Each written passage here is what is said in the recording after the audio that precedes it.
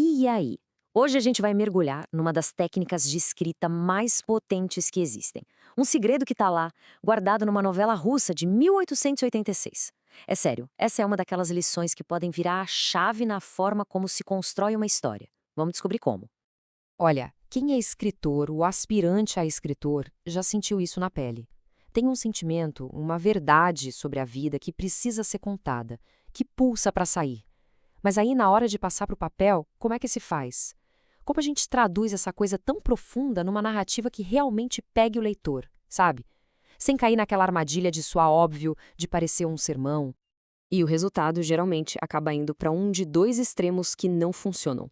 Ou o personagem vira uma espécie de fantoche das nossas ideias, fica lá discursando sobre o sentido da vida de um jeito super artificial, ou então a história fica vaga demais, se arrasta, esperando que o leitor, quase por mágica, entenda a angústia que a gente quis passar.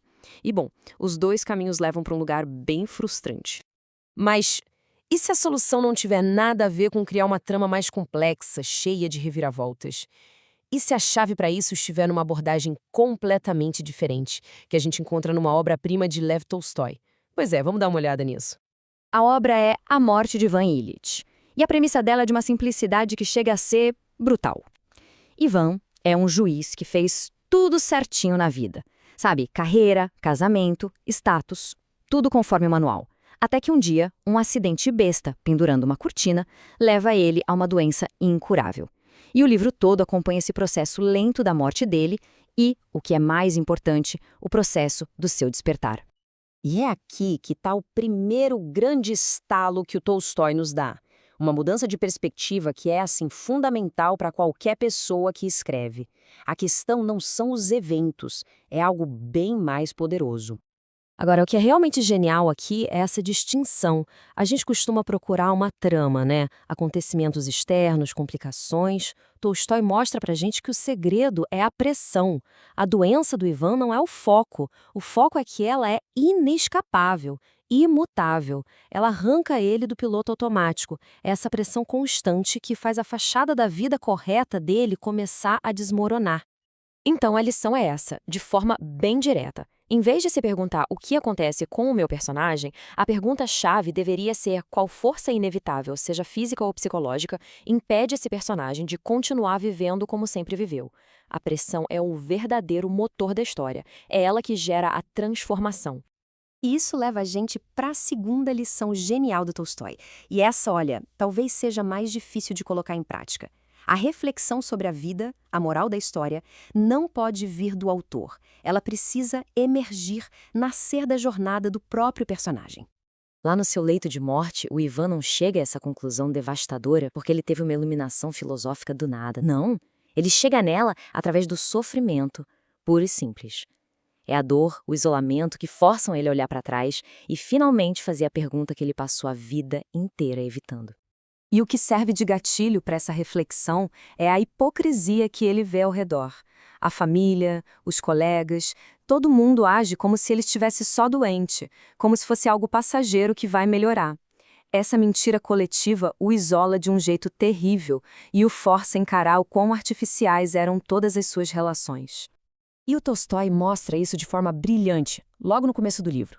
No velório do próprio Ivan, o colega dele, Piotr Ivanovich, já está ali do lado do caixão, calculando as chances de promoção que a morte do amigo vai abrir para ele. A superficialidade é chocante e, ao mesmo tempo, muito real. E não para por aí. A própria viúva, a Praskovia, está mais preocupada com os arranjos práticos e, claro, com o dinheiro que ela pode conseguir da pensão. Ela chega a se queixar para o Piotr de como o Ivan não o ajudou a conseguir mais dinheiro. Quer dizer, a preocupação dela é totalmente financeira, não emocional.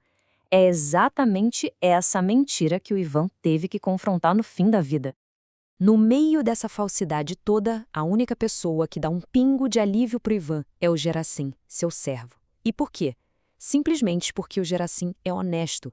Ele reconhece que o Ivan está morrendo, ele segura as pernas do Ivan para aliviar a dor e não entra na farsa dos outros.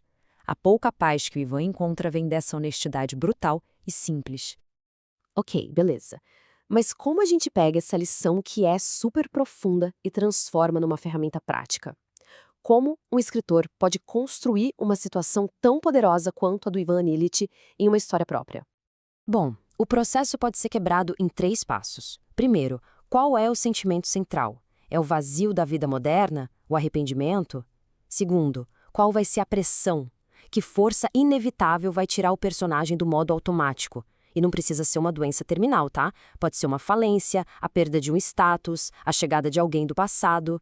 Qualquer coisa que seja uma condição imutável e que force um confronto.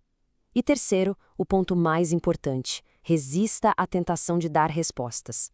O trabalho não é entregar a mensagem de bandeja, mas sim construir a situação que obriga o personagem a encontrar a pergunta certa.